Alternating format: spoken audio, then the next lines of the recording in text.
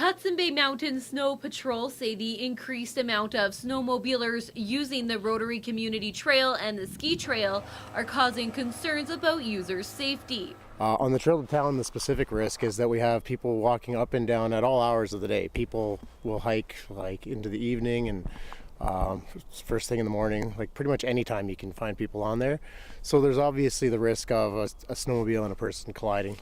And like I say, that's not just on the trail to town, it's on the mountain itself. We've come to work in the mornings and found sled tracks all the way up to the top of the chairlift some days. Patrollers also stress that it's not only a pedestrian and snowmobile collision that is worrisome, but also the tracks the snowmobilers leave behind. If they go and tear up a run, it costs us near $200 an hour to send the groomer on that run. So we're looking at, probably a minimum of $500 to clean up one run after a snowmobile's been on it.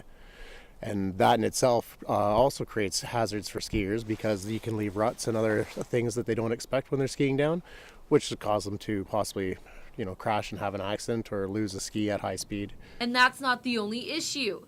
New garbage cans have been placed at the beginning of the community trail, and they are finding that the garbage isn't quite making it home. Is that the small container that we had before, which is a good ways up the trail a bit, people would often go past, so we thought by putting a larger, easier to use garbage can right near the parking lot would hopefully help, just that people aren't being very receptive to it. Snowmobilers caught on trails can face up to a fine of $2,000 or 6 months of jail time. And as you see behind me here, littering can get you a pretty hefty fine too.